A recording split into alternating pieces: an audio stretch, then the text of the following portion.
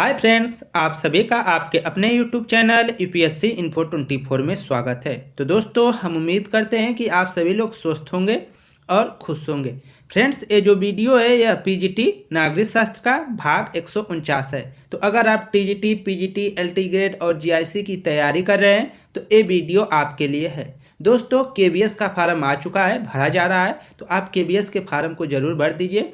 और आप LT grade की जो फार्म है वो भी आने वाला है, तो आप उसके भी तैयारी में लगे रहिए। तो ये सब पेपर एक ही टाइप का होता है, तो मतलब आपको सब पढ़ना है, सब सब्जेक्ट को पढ़ना है। केबीएस का आप अगर देने वाले हैं तो उसमें भी सब सब्जेक्ट आपको पढ़ना पड़ेगा। अगर आप पॉलिटी से हैं तो आप पॉलिटी से और हिस्ट्री से हैं तो ये वीडियो भी आपके लिए फ़ायदेमंद होगा। तो दोस्तों, आप चैनल पे सब्सक्राइब कर लें, क्योंकि लेवल जो रहता है इस जो वीडियो बनाने का वो पीजीटी रहता है। तो पीजीटी का अगर आप वीडियो देख रहे हैं तो ये टीजीटी में भी काम आ जाता है। तो आप टीजीटी का अगर करेंगे तो शायद वो पीजीटी में ना आए, लेकिन पीजीटी का कर रहे हैं तो टीजीटी में 100% है कि आने वाला ही है। तो पीजीटी का तैयारी करिए, आपका टीजीटी का होता रहेगा। लेकिन अगर सब्जेक्ट कोई तो सब्जेक्ट इसमें अलग अलग भी पढ़ना पड़ता है, सब सब्जेक्ट पढ़ना पड़ेगा टीजीटी में। लेकिन पीजीटी में पॉलिटी पढ़ेंगे तो आप पॉलिटी को पढ़िए और इसके बाद और किसी सब्जेक्ट को, जो अन्य सब्जेक्ट हैं उनको भी देखते रहिए। तो दोस्तों, एक क्वेश्चन जो स्टार्ट होगा 56 नंबर से होगा, जो इस वीडियो का पहला नंबर क्वेश्चन है। क्वेश्चन है फ्रेंड्स 56 नंबर, निम्नलिखित में से किसने भारत में दल विहीन लोकतंत्र का समर्थन किया था? निम्नलिखित में से किसने भारत में दल विहीन लोकतंत्र का समर्थन किया था? ऑप्शन 1 है एम.एन. राय, ऑप्शन 2 है जयप्रकाश नारायण, ऑप्शन 3 है आचार्य नरेंद्र देव, ऑप्शन 4 है राम मनोहर लोहिया। तो आंसर हो जाएगा जयप्रकाश नारायण। जयप्रकाश नारायण ने भारत में दल विहीन लोकतंत्र का समर्थन किया था। आगे देखते हैं 57 नंबर क्वेश्चन, यदि राजा संपत्तिवान अथवा समृद्धिशाली है तो वह अपनी प्रकृतियों की समृद्धि प्रदान करता है। प्राकृति को वही गौरव प्राप्त हो है जो राजा को है। अतः राजा सुस्थिर एवं अक्षय शक्ति का स्रोत है। यह कथन किसका है? तो ये किसका है दोस्तों? ऑप्शन 1 है मनु का, ऑप्शन 2 है कौटिल्य का, ऑप्शन 3 है काम नंदक का, ऑप्शन 4 है शुक्र का। तो आंसर हो जाएगा यह कथन कौटिल्य का है। कौटिल्य का कथन है कि यदि राजा संपत्तिवान अथवा समृद्धिशाली है तो वह अपनी प्रकृतियों को समृद्धि प्रदान करता है। प्रकृतियों को वही गौरव प्राप्त हो है जो राजा को है। अतः राजा सुस्थिर एवं अच्छे शक्ति का स्रोत है। तो ये कथन है कौटिल्य महोदय का, जिसको हम चाणक्य और विश्रुगुप्त के नाम से भी जानते हैं। इनकी रचना जो है अर्थशास्त्र है, जो राजनीतिक पे बेस है। ठीक है, राजनीतिक पे लिखी गई पुस्तक है अर्थशास्त्र।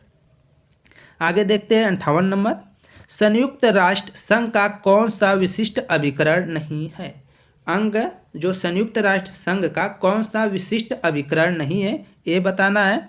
ऑप्शन 1 है विश्व स्वास्थ्य संगठन, ऑप्शन 2 है अंतर्राष्ट्रीय मुद्रा कोष, ऑप्शन 3 है अंतर्राष्ट्रीय न्यायालय, ऑप्शन 4 है अंतर्राष्ट्रीय औद्योगिक विकास संगठन। आंसर हो जाएगा आपका 3 अंतर्राष्ट्रीय न्यायालय। जो अंतर्राष्ट्रीय न्यायालय है दोस्तों, संयुक्त राष्ट्र संघ के प्रमुख 6 अंगों में एक मेन है।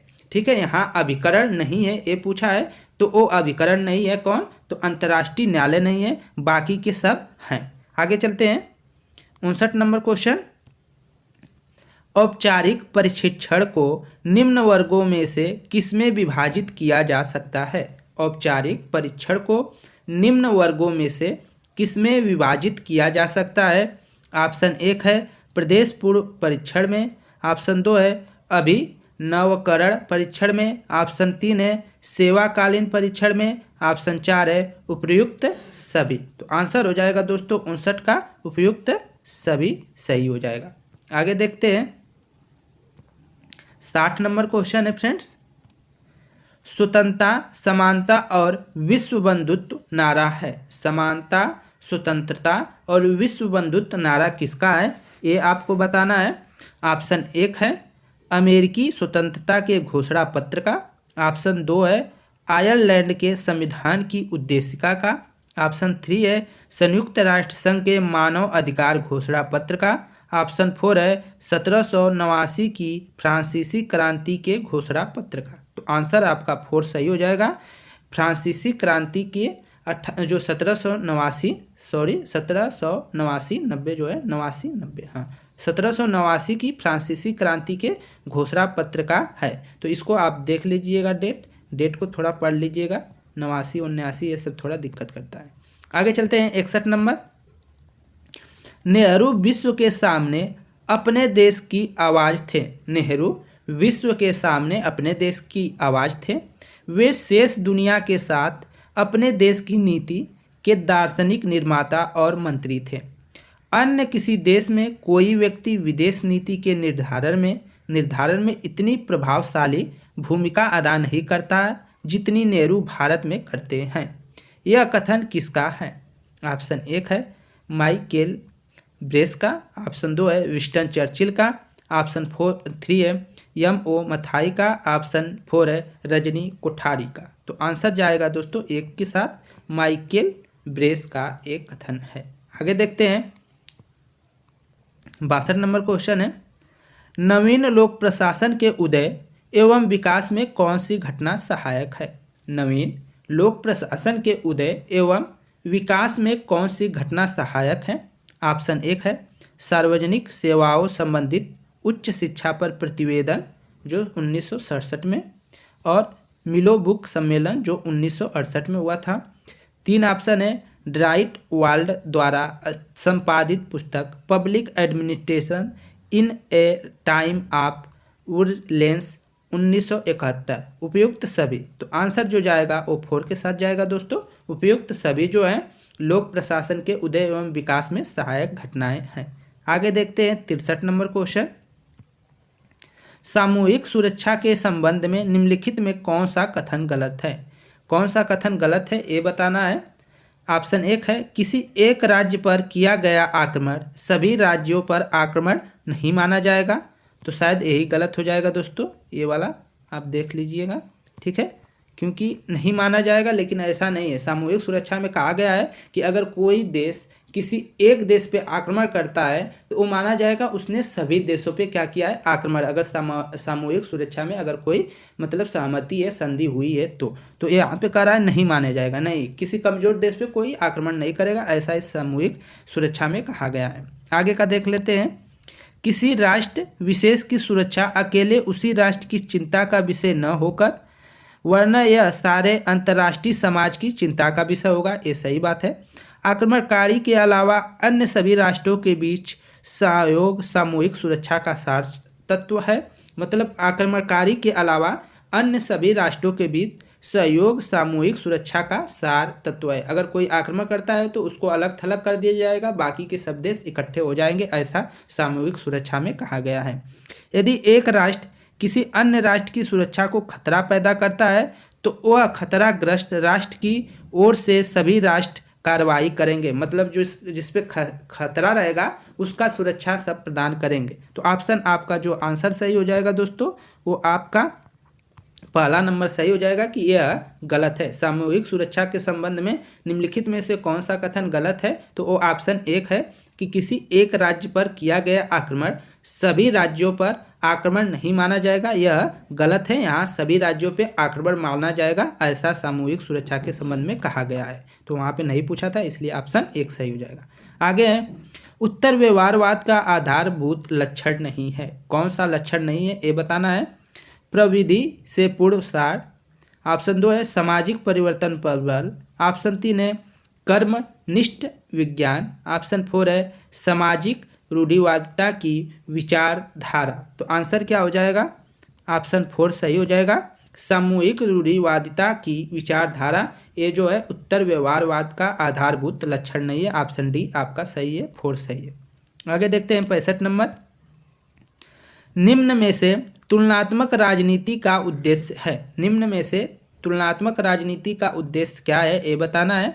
ऑप्शन 1 है दार्शनिक लक्ष्य, ऑप्शन 2 है वैज्ञानिक लक्ष्य, ऑप्शन 3 है शासन नीति के प्रयोग का लक्ष्य, ऑप्शन 4 है उपर्युक्त सभी। तो आंसर क्या हो जाएगा दोस्तों? डी सही हो जाएगा, 4 सही हो जाएगा, उपर्युक्त सभी सही है। आगे देखते हैं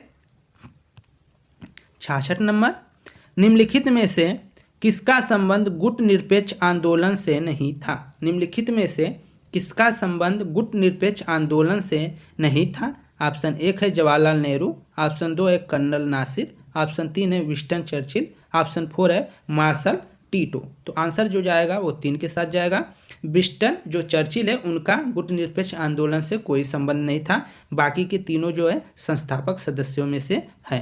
आगे देखते हैं 67 नंबर क्वेश्चन, किस प्रशासनिक विचारक ने संगठन के सिद्धांतों को पोस्ट कार्ब के रूप में सूत्रबद्ध किया था? तो ऑप्शन 1 है एल उर्बिक, ऑप्शन 2 है हेनरी फेयोल, ऑप्शन 3 है लूथर गुलिक, ऑप्शन 4 है एफ डब्ल्यू टेलर। तो आंसर क्या हो जाएगा दोस्तों? 3 सही हो जाएगा, लूथर गुलिक। जो 67 का आंसर है उसका आंसर हो जाएगा लूथर गुलिक।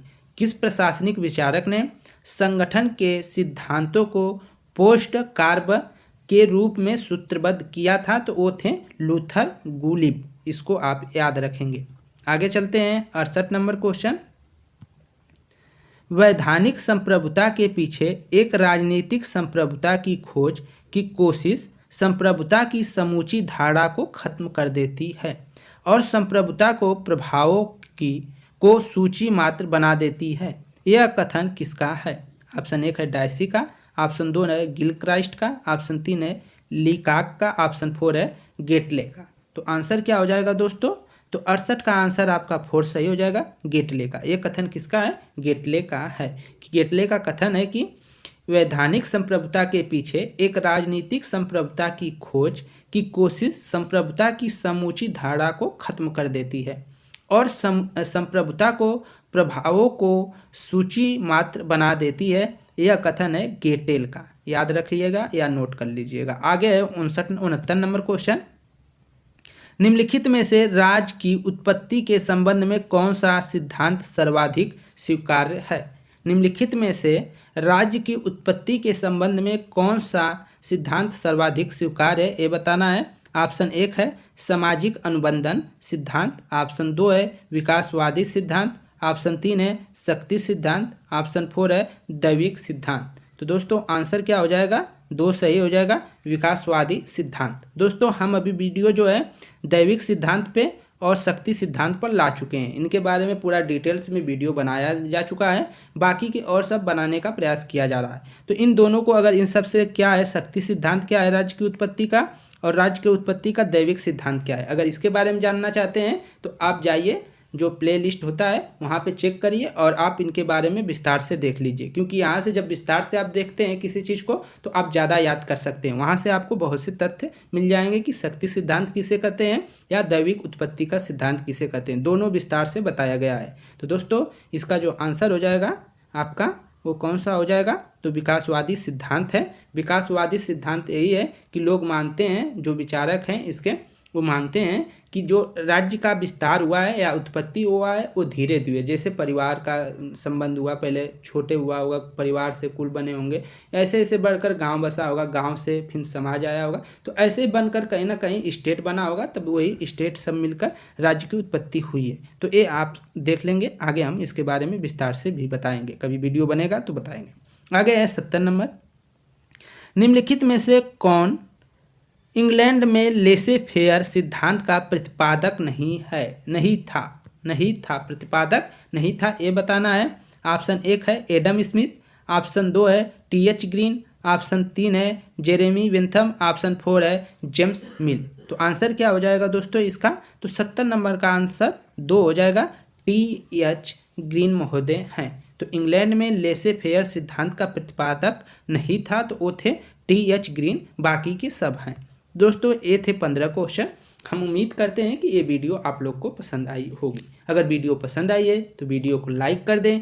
अगर चैनल पे आप नए हैं दोस्त तो प्लीज़ चैनल को ज़रूर सब्सक्राइब कर लें। तो दोस्तों नमस्कार।